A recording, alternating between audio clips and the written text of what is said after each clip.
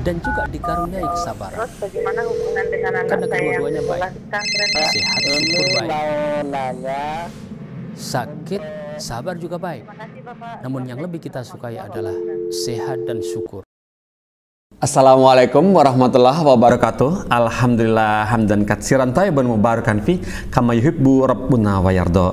Asyhadu la ilaha illallah wahdahu la syarikalah wa asyhadu anna Muhammadan abduhu wa rasuluhu amma ba'd.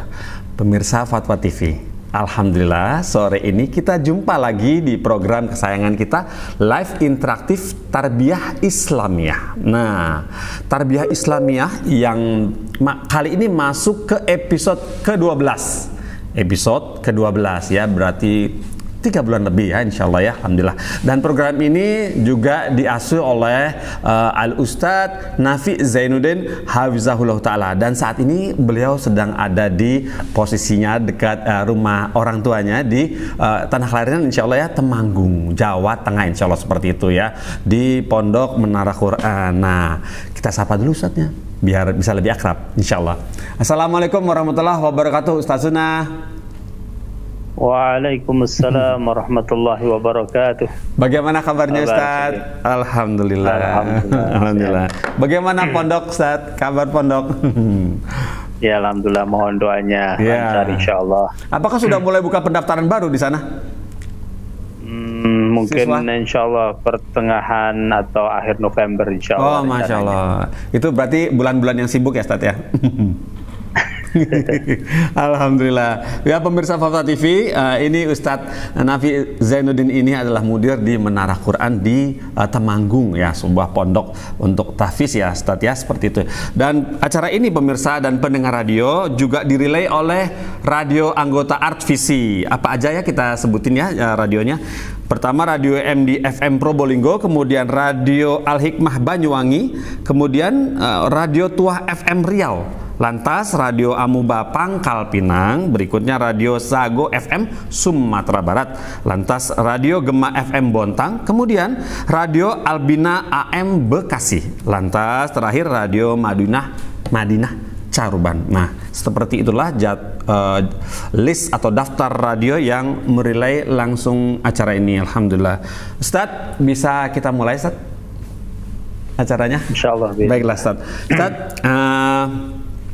ini beri kami nasihat Ustadz untuk pemirsa Fatwa TV dan pendengar radio yang menyambut tahun ajaran baru, yang dimana sekolah-sekolah sunnah, istilahnya sekolah-sekolah tahfiz itu sudah mulai pendaftaran, mulai dibuka pendaftaran. Lantas kiat-kiat apa saja yang bagi orang tua dalam memilih sekolah-sekolah itu gitu loh. Nah, siapa tahu Ustadz punya parameter bagi orang tua dalam memilih sekolah yang sesuai dengan sunnah tuntunan Rasulullah SAW. Seperti itu. Fadhal Ustadz. Barakallahu fikum. Alhamdulillah wassalatu wassalamu ala Rasulillah wa ala alihi wa sahbihi wa man tabi'a bihudah ila yaumin alqah. Ada seorang ulama yang memberikan kepada kita nasihat bahwa kita tidak akan sampai kepada satu kebahagiaan yang hakiki kecuali dengan 6 perkara. Perkara yang pertama adalah mengetahui bahwa sesuatu tersebut bermanfaat untuk kita. Perkara yang kedua, kita mengetahui bagaimana sampai kepada sesuatu yang bermanfaat tersebut. Perkara yang ketiga adalah kita menjalani cara-cara yang kita sudah ketahui untuk mencapai sesuatu tersebut. Masya Allah. Kemudian yang keempat adalah mengetahui sesuatu yang berbahaya untuk kita. Mengetahui perkara-perkara yang akan menjerumuskan seseorang di dalam bahaya tersebut. Dan yang keenam adalah berusaha dengan sekuat tenaga untuk menjauhi perkara-perkara tersebut. Nah, kaidah ini dinasihatkan oleh para ulama kepada kita dan kita bisa terapkan ya untuk sesuatu yang sedang kita akan jalani. Kalau Mas Fongki tadi mungkin bertanya tentang sekolah mana sudah musim pendaftaran, ya, maka kita berusaha untuk mencari sekolah-sekolah yang memang bermanfaat untuk anak kita di dunia dan di akhirat. Ya. Ya, kemudian kita berusaha mencari caranya untuk bisa masuk kepada sekolah tersebut, ya. Dan kita juga harus menjalaninya sejak sekarang, ya. Bertawakal kepada Allah Subhanahu wa taala setelah kita menjalani apa yang harus kita jalani, ya. Dan sebaliknya ada pasti beberapa hal yang kemungkinan akan menjadi penghalang untuk kita sampai pada tujuan yang sedang kita inginkan, ya. Maka kita pun berusaha untuk mengetahuinya, hal-hal yang akan menyampaikannya, dan berusaha benar-benar menjauhinya. Lau annakum tatawakkaluna 'ala Allahi haqqa tawakkulih la razaqakum kama yarzuqut tayra tagdu himasan wa taruhu bitana. Kalau seandainya engkau bertawakal kepada Allah dengan sebenar-benar tawakal, maka Allah akan memberikan rezeki kepada kalian sebagaimana Allah memberikannya kepada burung-burung yang pergi di pagi hari dengan perut kosong dan kembali di sore hari dengan perut yang telah berisi. Barangkali itu Mas Fongki, semoga Allah Subhanahu wa taala menolong kita semuanya untuk mendapatkan ridhonya di dunia dan di akhirat. Masya Allah Ustaz, barakallahu fikum Ustaz atas nasihatnya. Semoga pemirsa Fatwa TV dan pendengar radio dapat mengambil pelajaran apa yang sudah dipaparkan oleh Ustaz Nafi baru saja tadi nasihatnya, ya. Baiklah Ustaz, kita mulai dari pertanyaan pertama ya Ustaz, ya. Dari ini ada pertanyaan masuk melalui website Dewan Fatwa, itu Ibnu Haruna, dari Ibu atau Bapak Ibnu Haruna, ya? Ibnu, mungkin lagi-lagi, ya. Ibnu Haruna dari Goa, lokasinya domisili di Goa, Sulawesi Selatan. Goa, Sulawesi Selatan. Baiklah, pertanyaan seperti ini. Assalamualaikum warahmatullahi wabarakatuh. Ustadz Nafi, Afwan mau bertanya, Ana seorang siswa yang baru saja lulus SMA kemarin, dan Ana berhasil masuk di salah satu kampus negeri di tempat tinggal Ana. Tapi setelah masuk kampus Ana merasa tertekan dikarenakan Ana jarang mendatangi panggilan dari senior, dikarenakan ada kesibukan dan pelajaran di kampus pun terkadang Ana kurang paham, dan akhirnya Ana memutuskan untuk berhenti kuliah dan lebih sering ikut taklim sunnah di sekitar tempat tinggal Ana. Ana merasa ini adalah jalan yang sudah benar Ana pilih. Namun di sisi lain teman-teman dan keluarga menganggap ini adalah keputusan yang salah gitu dalam mengambil jalan ini. Apakah betul demikian ya Ustadz? Mohon penjelasannya. Ibnu Haruna di Goa. Alhamdulillah wassalatu wassalamu ala Rasulillah wa ala alihi wa sahbihi wa man tabi'a bihudah ila yaumin alqah. Semoga Allah Subhanahu wa taala senantiasa memberikan kepada kita yang terbaik dimanapun kita berada. Allahumma inna nas'alukal khaira kullahu ajilahu wa ajilahu ma alimna minhu wa ma lam na'lam wa na'udzubika minasyarri kullihi ajilihi wa ajilihi ma alimna minhu wa ma lam na'lam. Ya Allah, kami memohon seluruh kebaikan yang dekat ataupun yang akan datang, ya, yang kami tahu ataupun yang kami tidak tahu. Dan kami berlindung kepada Allah dari segala keburukan yang dekat ataupun yang akan datang yang kami tidak tahu ataupun yang kami tahu. Pertanyaan dari saudara kita Ibnu Haruna berkaitan dengan kasus yang terjadi pada dirinya. Yang pertama, terjadi kurang paham ya terhadap mata kuliah ya atau materi-materi yang ada di perguruan tinggi ya. Semoga Allah Subhanahu wa taala menambah faham supaya enggak kurang faham ya. Ya, karena Rasul sallallahu alaihi wasallam bersabda di dalam sebuah hadis innamal ilmu bitta'allum wa innamal hilmu bittahallum, ya. Wa may yataharra al-haqqa atau al-khaira, ya, yu'tahu wa may yatawaqqa asy-syarra yuqah, ya. Sesungguhnya ilmu itu dengan belajar, ya, dan kesabaran juga dengan berlatih. Barang siapa yang berusaha untuk mendapatkan kebaikan, maka Allah Subhanahu wa taala akan berikan kepadanya. Dan barang siapa yang berusaha untuk menjauhi keburukan, maka Allah Subhanahu wa taala akan lindungi dia dari keburukan. Ya. Ya.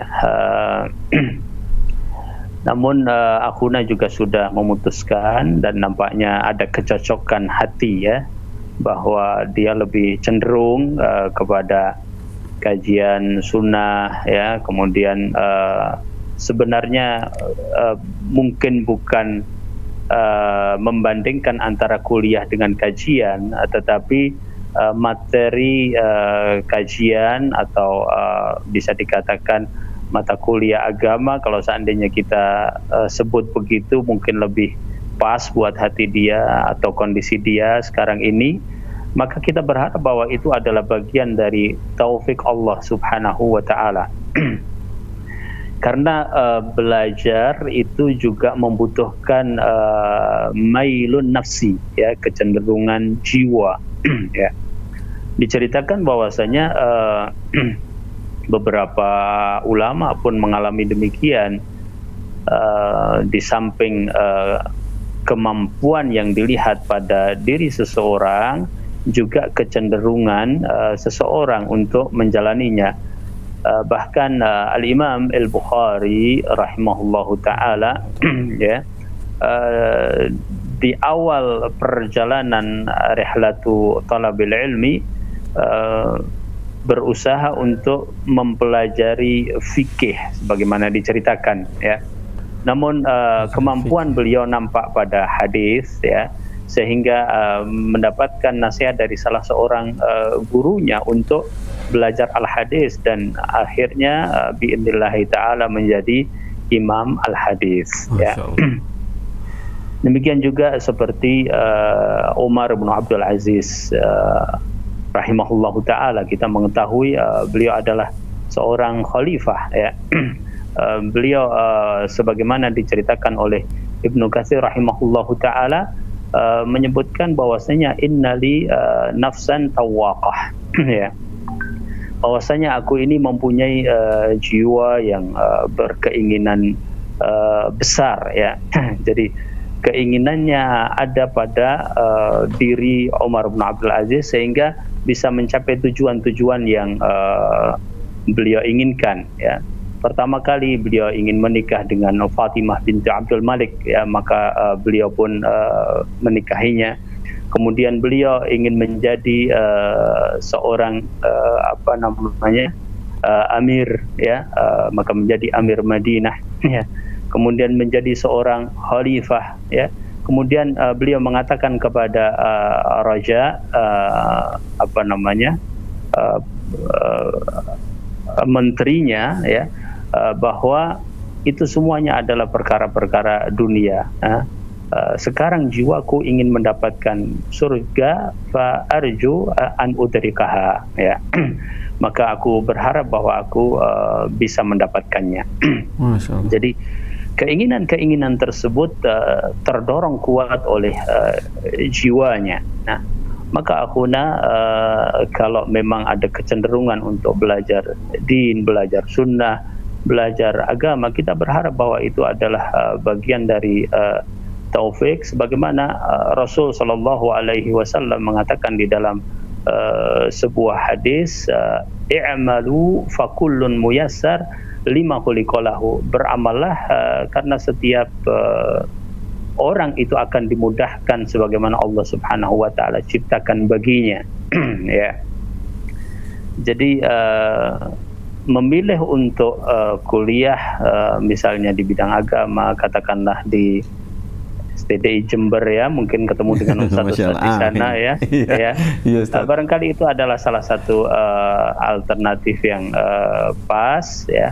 Ya, hanya kalau sudah berada di tempat tersebut, ya semangat di kajian tadi juga dibawa di dalam semangat kuliah, ya. Sebagaimana perkataan Ibnu Katsir rahimahullahu taala, la yunalul ilmu bi rahati al jasad, bahwa ilmu itu tidak didapatkan dengan bersanteria, ya.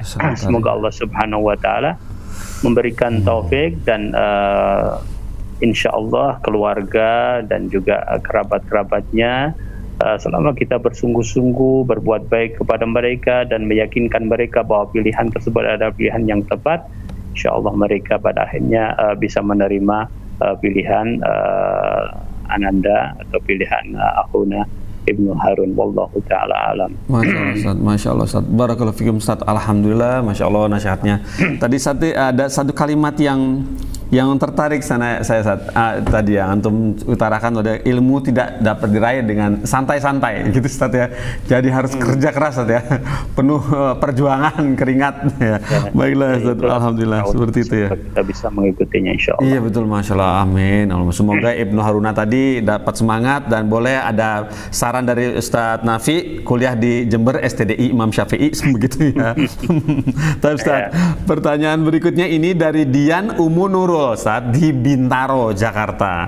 Bintaro. Nah, pertanyaannya seperti ini Ustaz. Assalamualaikum Ustadz Nafi. Bismillah. Wah, pemirsa ada penelpon masuk nih. Kita sapa dulu ya Ustadz, ya. Penelpon masuknya, ya. Baiklah. Assalamualaikum Fatwa TV. Waalaikumsalam. Iya, dari Bapak siapa, di mana? Wahyu dari Cirebon.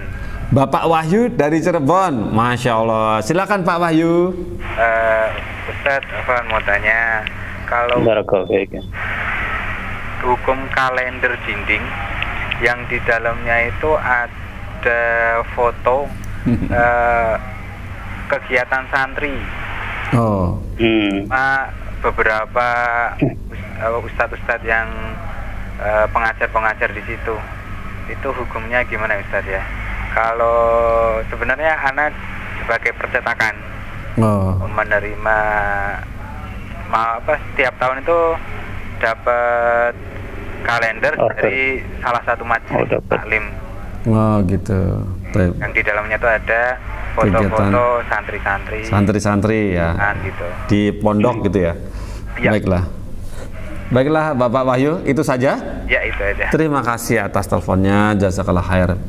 Bagaimana dengan Ustadz pertanyaan ini? Ya, saya bismillah memberikan sedikit nasihat kaitannya dengan foto.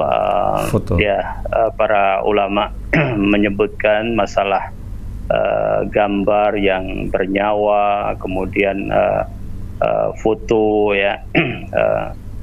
Kalau itu ditempel di dinding, alhamdulillah wassalatu wassalamu ala rasulillah, bahwa Aisyah radhiyallahu taala anha pernah mendapatkan Rasulullah sallallahu alaihi wasallam memerintahkan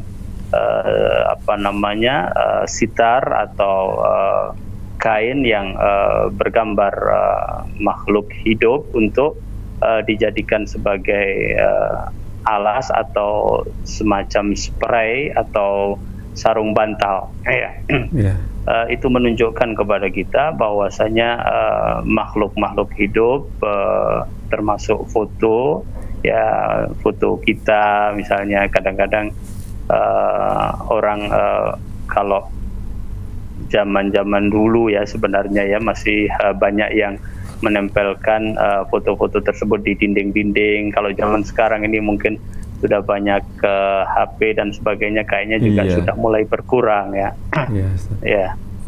Jadi apakah foto itu berada di album tersendiri, atau foto itu berada di kalender, ya, atau foto itu mungkin berada di kamar sendiri, atau di mana saja yang dia tempel, ya, kadang-kadang di ruangan-ruangan kelas bahkan, ya. Ya, selama itu adalah foto-foto makhluk hidup, sebisa mungkin dijauhi, bukan karena kita tidak suka terhadap foto-foto tersebut, kadang-kadang foto kita sendiri, masa kita tidak suka, artinya orang tersebut adalah kita sendiri atau keluarga besar, sebuah sekolah misalnya. Tetapi itu cukup dipasang di tempat yang memang dibutuhkan, ya. Adapun dipajang di dinding, maka menghalangi malaikat masuk ke dalam ruangan-ruangan tersebut. Sebisa mungkin kita hindari, kecuali dalam keadaan darurat, maka darurat mempunyai hukum sendiri. Wallahu ta'ala alam. Masya Allah Ustaz, barakallahu fiikum Ustaz. Semoga Bapak Wahyu tadi bisa pahamnya apa yang sudah disampaikan oleh Ustaz Nafi. Baik Ustaz, kita sambung pertanyaan dari Dian Ummu Nurul Ustaz di Bintaro tadi. Bismillah, Assalamualaikum Ustaz, semoga Allah beri kesehatan untuk Ustaz. Pertanyaan saya Ustaz, bagaimana cara mendidik yang paling benar, memberi pemahaman yang paling benar? Kebetulan saya tinggal di rumah keluarga besar dan saya memiliki lingkungan yang bukan sunnah. Kadang saya mengajarkan anak hafalan Quran, tapi di ujung sana keponakan sedang menyanyi atau nonton dari handphonenya. Lantas anak saya tidak konsentrasi dan juga ingin ikut menonton. Nah, bagaimana ini baiknya Ustadz? Karena tinggal bersama keluarga besar. Jazakallahu khairan, barakallahu fiik. Ya, alhamdulillah wassalatu wassalam ala Rasulillah. Kepada Ummu siapa tadi? Dian Ummu Nurul. Iya, Ummu Nurul ya. Yang pertama, ya kita dimanapun berusaha untuk sabar dan istiqomah ya. Sabar istiqomah. Ya, artinya itu adalah tantangan di rumah Ummu Nurul. Kita keluar juga ada tantangannya, di sekolah juga ada tantangannya, ya. Rasul Shallallahu Alaihi Wasallam pun dahulu mendidik, pasti kita tahu semuanya bahwa tantangannya juga sedemikian besar atau sedemikian rupa, ya. Memang kadang orang mungkin berpikir untuk pindah ke tempat yang lebih baik, dan untuk pertimbangan agama jika itu memungkinkan, ya masyru' ya. Tapi kadang-kadang tidak menjadi solusi untuk setiap kasus, ya. Kemudian Ummu Nurul tadi menceritakan tentang contoh kasus, ya, bahwa dalam menghafal Al-Quran misalnya anak menjadi terganggu karena memang lingkungannya tidak mendukung. Ya, pertama kita harus melatih anak untuk fokus terhadap apa yang dikerjakan. Ya, ini adalah pembiasaan yang baik, ya. Insya Allah kalau anak itu terbiasa fokus terhadap pekerjaannya sendiri, maka dia tidak akan banyak terpengaruh dengan kondisi yang lain. Melatih fokus, ya. Ya, melatih fokus, konsentrasi, ya, dan itu juga bisa kita dukung, insya Allah, dengan doa yang diajarkan oleh Nabi Sallallahu Alaihi Wasallam.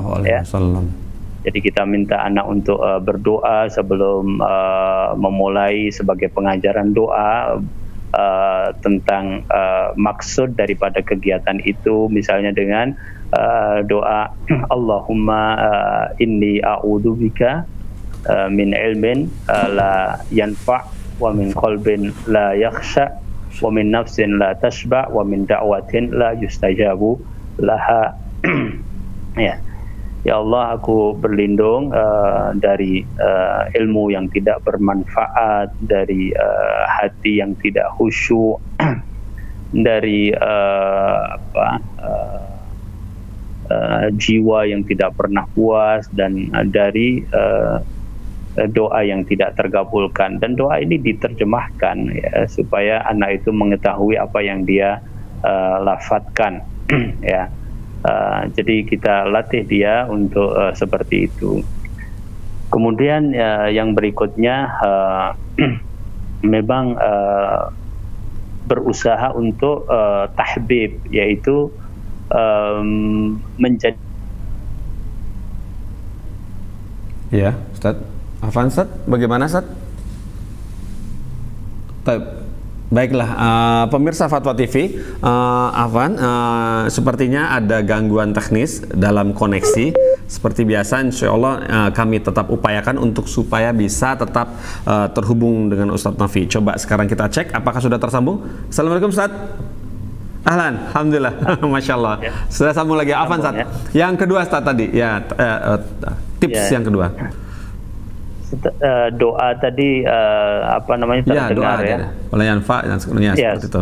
Ya. Setelah itu. Ya, kemudian setelah itu berusaha untuk memberikan tahbib, yaitu mengajarkan anak untuk menyukai apa yang dia pelajari. Menyukai, agar anak menyukai, ya. Apa yang dia pelajari. Dalam hal ini misalnya Al-Quranul Karim, ya. Ya, misalnya.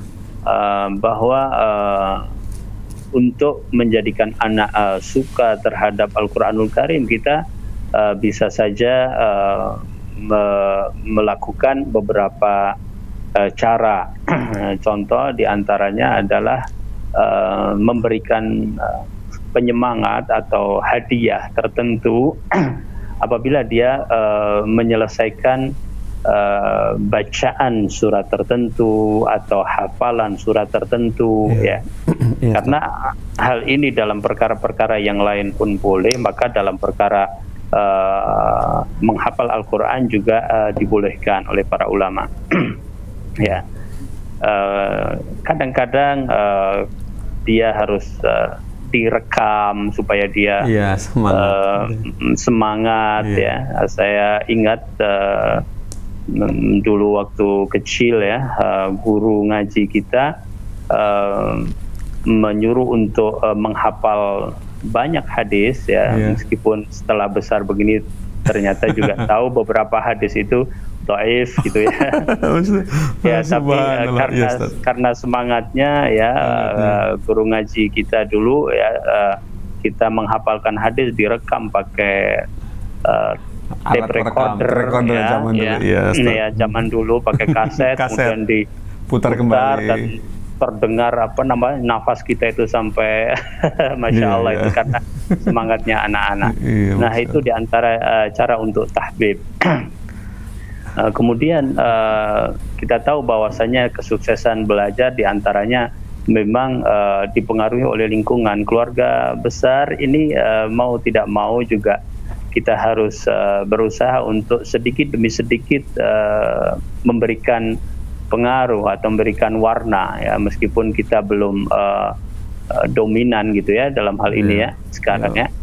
Tetapi jadi seperti ayat Allah Subhanahu wa taala yang menjelaskan tentang seorang musyrik yang ditahan itu diantaranya tujuannya adalah hatta yasma'a kalam Allah ya, sehingga dia mendengarkan kalam Allah. Maksudnya adalah dia mendengarkan tentang pahala, dia mendengarkan tentang siksa, sehingga tahu begitu. Jadi lingkungan perlu paham tentang hal itu ya. Kalau dia paham maka dia juga ikut, misalnya nanti saudara-saudaranya itu menjadi sadar bahwasanya Al-Quran itu lebih penting ya. Kemudian ketika hafalannya baik, nanti dia ingin anaknya juga seperti anaknya Ummu Nurul ya, baik juga gitu. Ya itu jadi dipengaruhi sedikit demi sedikit lingkungan tersebut ya, insya Allah semoga Allah Subhanahu wa taala membantu ya. Itu yang bisa kami berikan masukan berkaitan dengan cara mengajar yang benar ya. Itu ijtihad kita untuk melakukannya sesuai dengan kondisi yang dihadapi, wallahu taala alam. Masya Allah Ustaz, barakallahu fiik Ustaz, alhamdulillah seperti itu ya. Jadi Ibu Dian Ummu Nurul disarankan oleh Ustadz Nafi untuk memberikan warna di lingkungan keluarga besarnya Ustaz ya, dalam lingkungan yang Islam gitu ya Ustaz ya, yang seperti itu ya Ustaz ya. Baiklah, alhamdulillah. Berikutnya Ustaz, ini pertanyaan dari Baika Baihaki. Effendi, Baihaqi Effendi di Aceh Tamiang, Ustaz. Assalamualaikum Ustaz Nafi, ini mau bertanya, bagaimana cara mendidik anak agar tidak menjadi pemarah dan mudah untuk diajak ke masjid seperti itu? Barakallahu fiik, mohon nasihatnya. Iya. Pemarah. Ya, alhamdulillah, wassalatu wassalamu ala Rasulullah wa ala alihi wa sahbihi wa man tabi'a bihudah ila yauminal qah. Ya. Kenapa anak itu marah? Ya. Kalau seandainya ada sifat marah, maka sifat pun insya Allah bisa dirubah. Ya. Yeah. Kan memang ada beberapa sifat yang bawaan ya, bawaan ya. Seperti hadis yang Rasul Shallallahu Alaihi Wasallam ditanya sahabat, ahuma khuluqani jabalana yallahu alaihima ya am atahallaku bihima, bahwa wahai Asaj, engkau mempunyai dua akhlak, al-hilmu wal anat ya, bijak, tidak tergesa-gesa gitu. Ya. Kemudian beliau bertanya kepada Rasul, ya Rasulullah, apakah itu pemberian dari Allah atau memang saya mengusahakannya sendiri sehingga saya bisa memperoleh dua akhlak yang dicintai oleh Allah dan Rasulnya ya. Kemudian Rasul Shallallahu Alaihi Wasallam menjelaskan bahwa itu adalah pemberian dari Allah ya.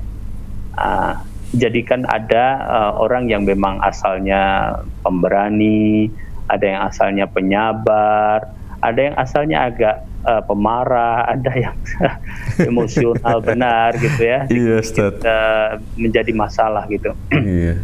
Nah, kalaupun itu adalah sifat, maka itu juga bisa dirubah, karena akhlak itu ada dua macam ya, itu ada yang tabi'i dan ada yang muktasab ya, ada yang tabi'i, memang muktasab bawaan ya, ada yang muktasab itu adalah hasil pembentukan ya. Nah, kemudian seseorang bisa jadi karena sesuatu hal yang buat dia tidak nyaman, maka dia menjadi marah, kan gitu. Marah, ya. Ya, saya ingat satu guru ngaji dulu ya. Guru ngaji memberikan nasihat kepada kita bahwasanya berbeda antara engkau mengatakan kamu itu salah ya, dengan mengatakan ini seharusnya demikian ya. Beda kan, padahal tujuannya kan sama. Oh begitu, bagaimana baiknya? Ya, kita mengajak ke masjid juga mungkin dengan beberapa kata-kata yang ya, misalnya ayo nak mau ke masjid sekarang, atau misalnya kemarin sudah pernah ke masjid, misalnya dia mengatakan nak kemarin teman kamu yang di masjid namanya siapa, tidak harus lurus-lurus saja gitu maksud saya ya. Ya, kadang-kadang perlu berbagai cara, triks untuk melakukannya. Ya. Yes, jadi marah itu biasanya dia merasa terganggu pokoknya ya, dan merasa tidak nyaman, tidak cocok.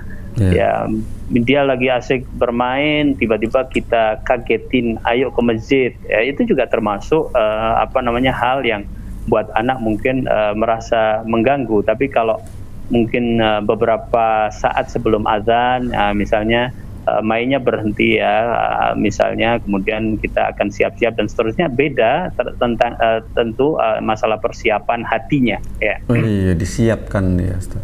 Ya, disiapkan itu kaitannya dengan itu, wallahu taala alam. Adapun ya, anak juga mungkin dilihat berapa usianya, karena kalau balik kan dia sudah harus ke masjid ya. Iya, betul, Ustaz. Tetapi kalau masih kecil, para ulama menjelaskan tentang beberapa hukumnya. Anak itu sebaiknya mulai diajak ke masjid itu pada usia 7 tahun. Ya. 7 tahun ya. Ya, sesuai dengan hadis Nabi Shallallahu Alaihi Wasallam, dan usia-usia tamyiz, artinya dia sudah bisa sholatnya sah, kemudian mendapatkan pahala sholatnya meskipun belum balik ya. Jadi usia 7 tahun itu sudah mulai diajak ke masjid, sudah tahu misalnya menjaga najis, sudah tahu misalnya harus ke toilet sendiri, misalnya harus berwudu, harus suci dan sebagainya, dia sudah tahu. Bagaimana pada zaman Nabi Shallallahu Alaihi Wasallam ada juga anak-anak ya, bahkan cucu Nabi Shallallahu Alaihi Wasallam, Hasan dan Husain ya, para ulama membawakan bahwa pada usia-usia tersebut, dan memang bahkan sebagian riwayat menjelaskan ada anak kecil yang nangis, ya berarti kan bayi ya. Ya. Buka as-sabi ya, disebutkan dalam sebuah riwayat. Para ulama mengatakan dalam keadaan darurat boleh-boleh saja ya, bawa anak-anak kecil itu ya. Ya, karena kadang-kadang orang sedang dalam perjalanan misalnya, kemudian dia bawa anaknya, dia harus mampir ke masjid gitu ya, nggak ada yang jagain anaknya misalnya, kecuali diajak masuk. Ya, dalam hal-hal tertentu memang dia boleh mengajak, tetapi pada dasarnya berkaitan dengan hadis Nabi Shallallahu Alaihi Wasallam yang menyebutkan bahwasanya man akala basalan fala yuqarribu musallana, atau kama qala sallallahu alaihi wasallam, barang siapa yang makan bawang, janganlah dia mendekati masjid kami atau tempat sholat kami. Berarti disimpulkan oleh ulama, segala sesuatu yang mengganggu orang sholat itu tidak boleh.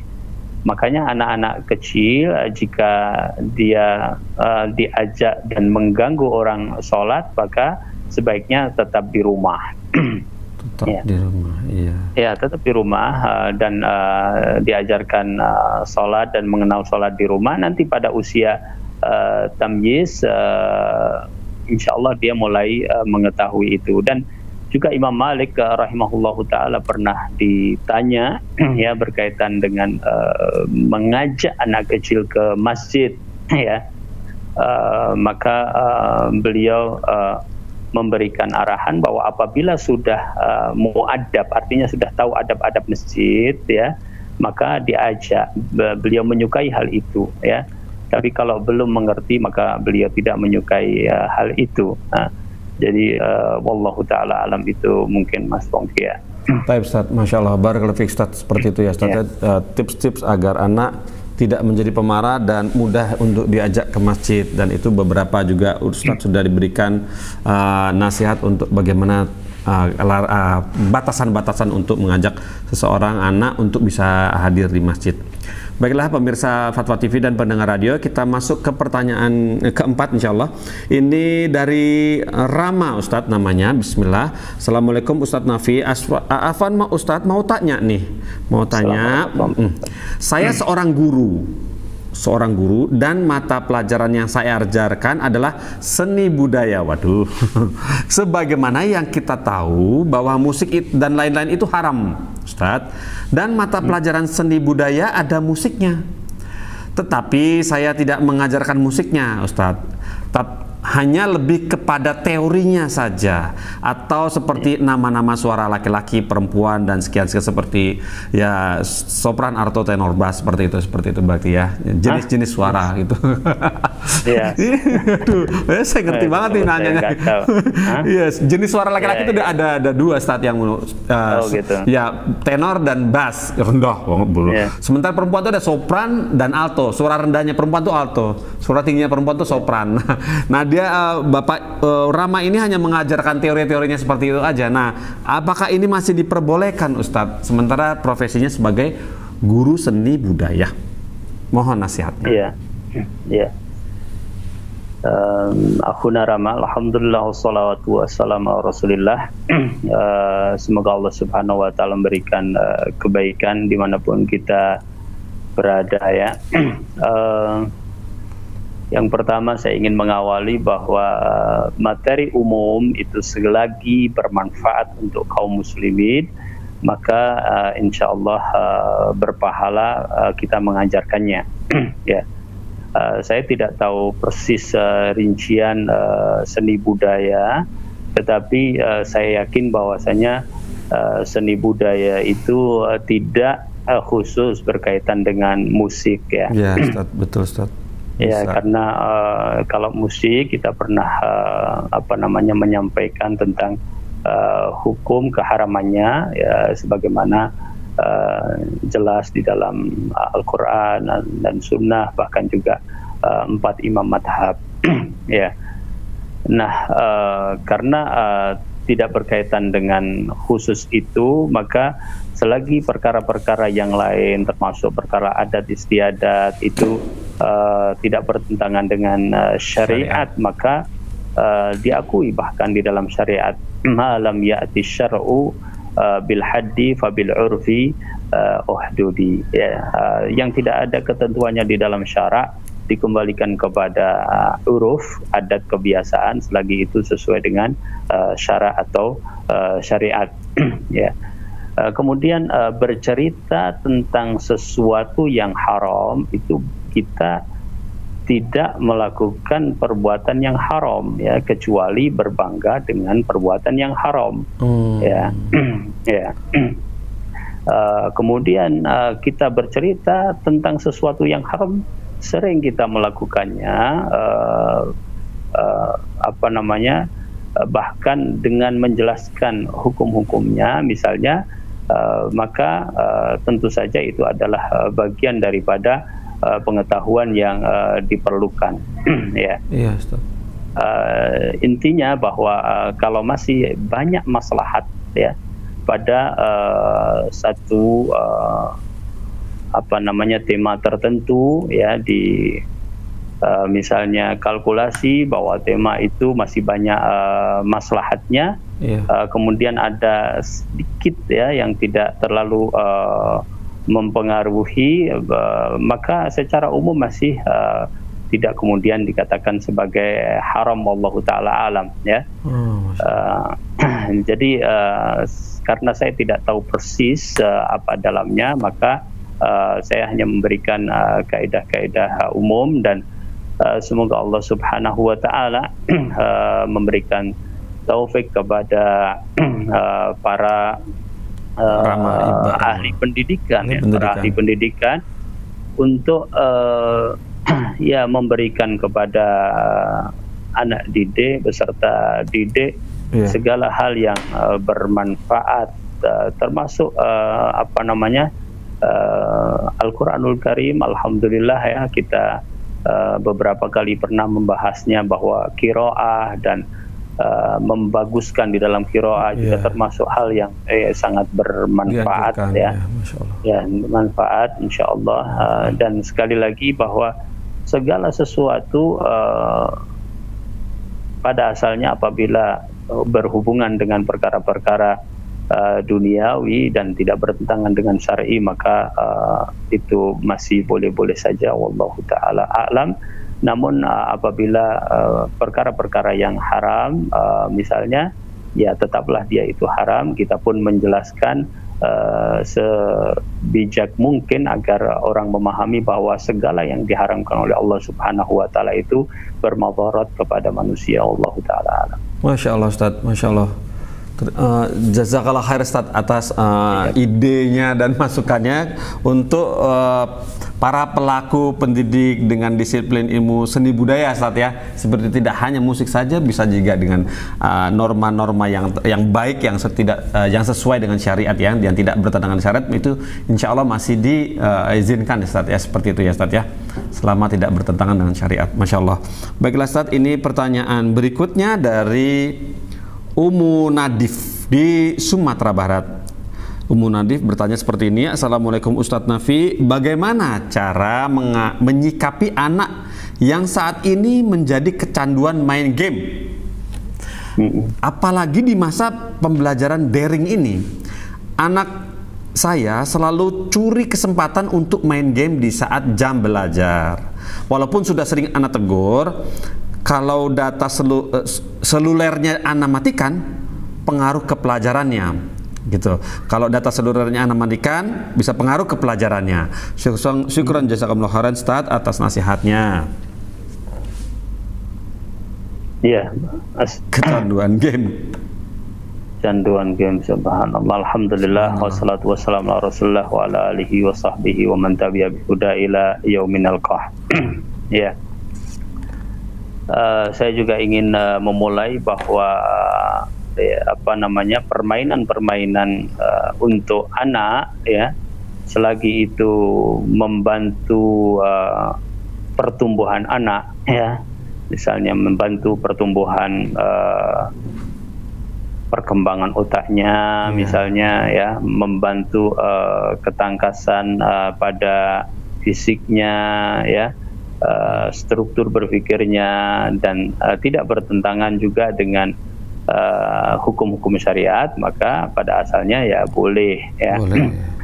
Ya, karena game juga tidak bisa kita samaratakan semuanya pastinya, ya kan. Yes, kita pun tahu, ahli pendidikan juga insya Allah ngerti kalau misalnya game yang kekerasan misalnya, betul, atau game yang menampakkan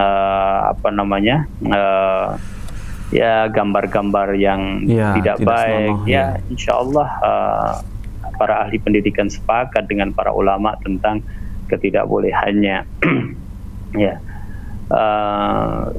Kemudian kecanduan mungkin yang dimaksudkan oleh ibu, ya, sangat senang Ummu Nadif, ya, masih sedikit-sedikit kembali kepada game itu, karena kalau sudah benar-benar kecanduan dalam arti sesungguhnya kan berbahaya dan perlu, ya, mengerikan, sangat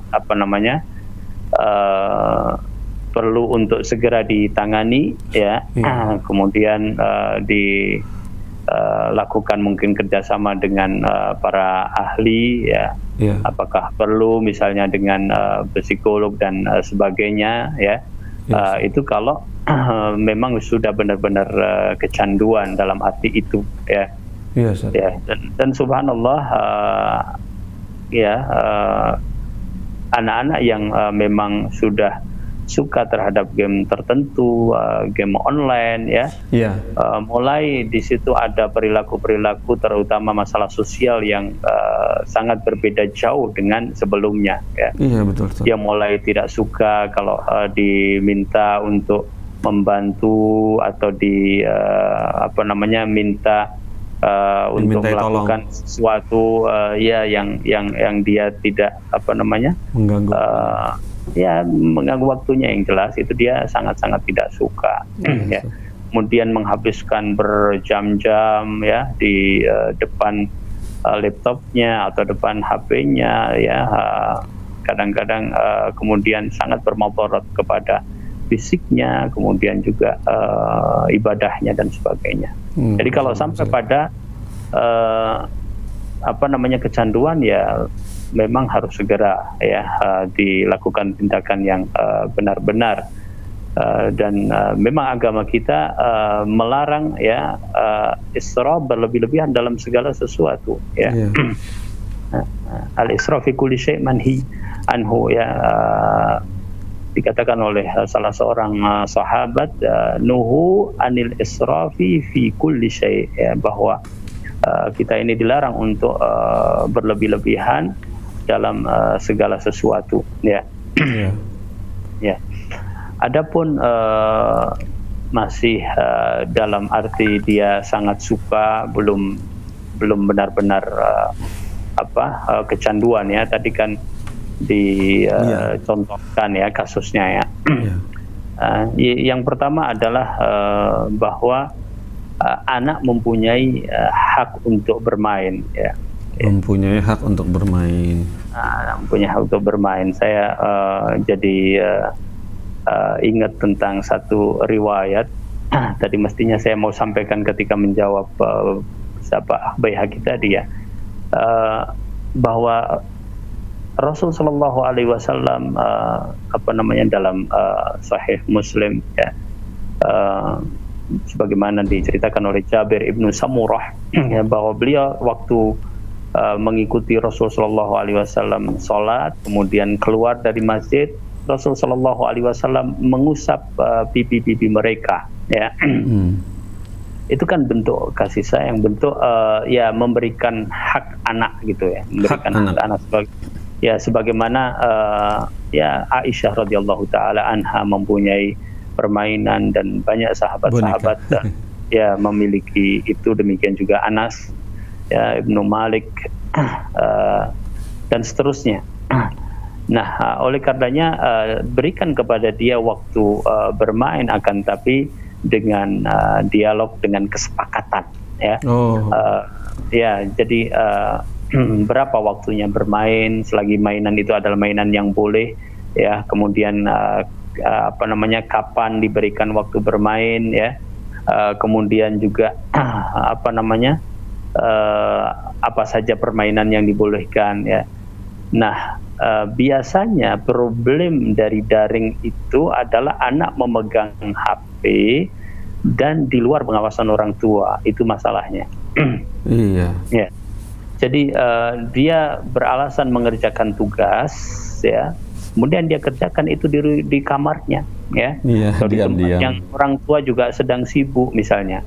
Ya, tapi kalau dia misalnya mengerjakan itu dikoneksikan kepada laptop dan laptopnya itu taruh kata terus dalam pengamatan orang tua gitu ya, ya insya Allah tidak akan banyak macam-macam ya, karena dia terawasi ya.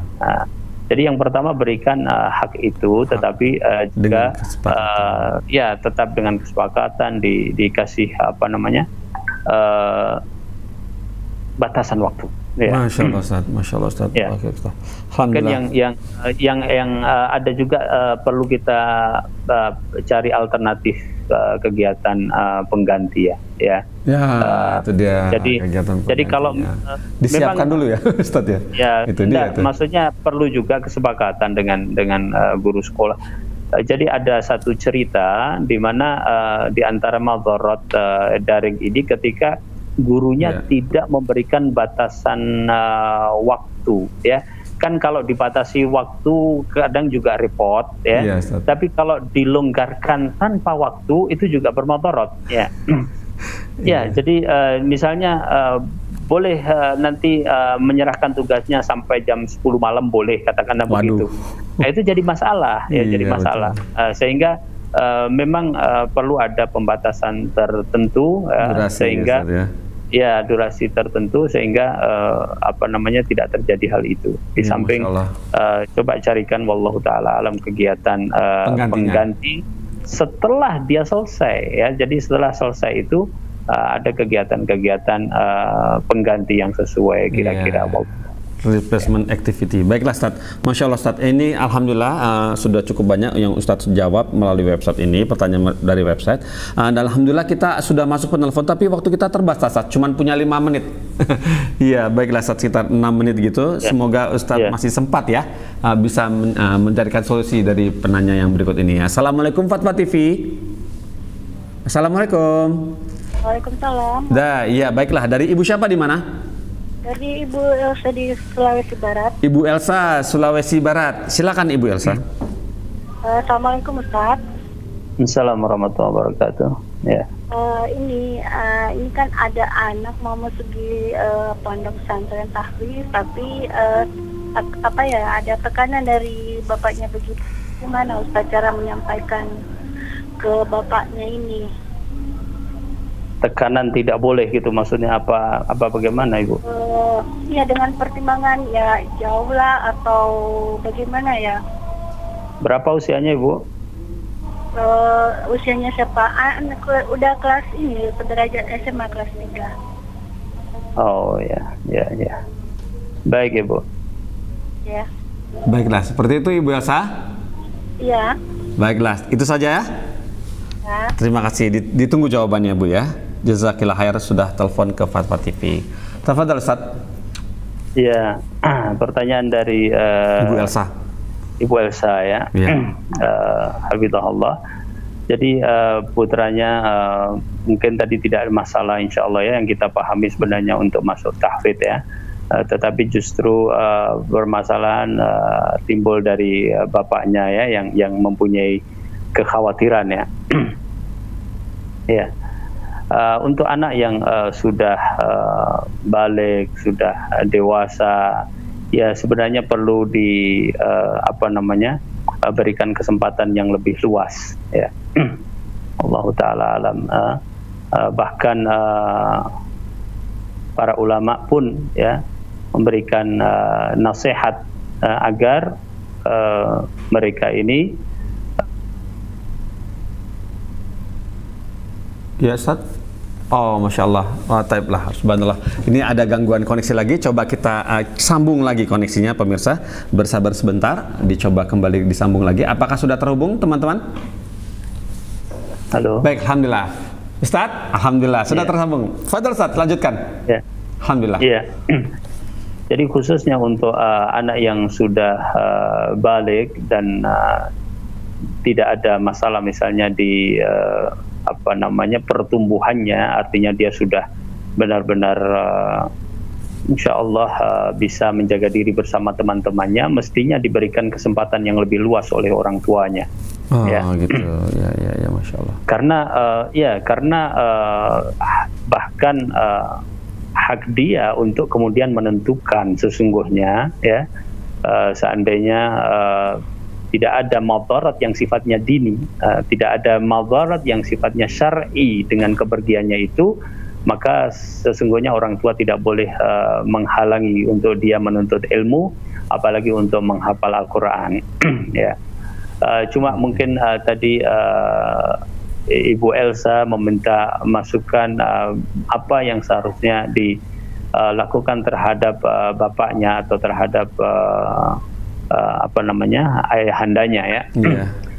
Ya, jadi memang harus didiskusikan bersama yang paling baik ya, karena kekhawatiran tersebut saya yakin adalah kekhawatiran yang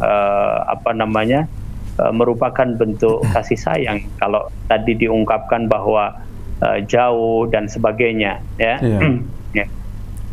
Maka itu timbul dari rasa kasih sayang. Bisa jadi juga mungkin kalau dalam waktu sekarang ini karena terpengaruh dengan pandemi ya ada kekhawatiran tertentu, maka dibicarakan bersama ya, itu yang paling efektif insya Allah. Jadi apa yang dikhawatirkan oleh bapaknya itu disampaikan oleh bapaknya, kemudian coba dibicarakan. Seandainya tidak mungkin untuk pergi ke tempat yang jauh, maka coba cari tadi di Sulawesi ya, coba cari pesantren-pesantren yang dekat, yang mengajarkan Al-Quran dan As-Sunnah, dan juga menjadi tempat untuk tahfidzul Quran. Wallahu ta'ala alam. Yang jelas kalau sudah ada keinginan kuat dari anaknya, jangan sampai anak itu dikecewakan, apalagi kan keinginannya memang keinginan yang sangat mulia. Jadi ada sahabat Nabi pernah sholat bersama Nabi Shallallahu Alaihi Wasallam ya. Kemudian yang masalah bersin yang kemudian dia tak ingat ya, yang kemudian beliau mengatakan radhiyallahu taala anhu ya, ma kaharoni wa ma syatamani wa ma darabani ya. Bahwa Nabi Shallallahu Alaihi Wasallam adalah seorang muallim yang sangat baik, tidak mencela saya ya, tidak mencela saya, apalagi memukul saya ya, dan menjadikan perasaan itu senang untuk belajar. Nah, dia ini kan sudah senang ya, tinggal kita memfasilitasi insyaallah. Wallahu taala alam. Masya Allah, Ustaz, seperti itu nasihatnya. Semoga Ibu Elsa dapat mengambil apa yang sudah dipaparkan oleh Ustaz Nafi. Ustaz, alhamdulillah kita sudah genap nih acaranya hampir 1 jam persis. Semoga Ustaz pekan depan masih punya waktu untuk luangkan bersama pemirsa Fatwa TV dan pendengar radio Ustaz ya. Ya, kita tutup acara ini Ustaz ya. Alhamdulillah. Pemirsa Fatwa TV, genap sudah acara kita selama 60 menit. Dan pemirsa, insya Allah kita bisa berjumpa lagi di pekan depan dengan acara yang sama, dengan ustadz yang sama, insya Allah. Kita tutup acara ini dengan kafaratul majelis. Subhanakallahumma wa bihamdika asyhadu an la ilaha illa anta astaghfiruka wa atubu ilaika. Wassalamualaikum warahmatullahi wabarakatuh. Dan juga dikaruniai kesabaran. Terus bagaimana hubungan dengan anak Karena saya yang kedua-duanya baik. sekolah di pesantren? Sehat, syukur baik. Nanya. Sakit, sabar juga baik. Terima kasih Bapak. Namun yang lebih kita sukai adalah sehat dan syukur.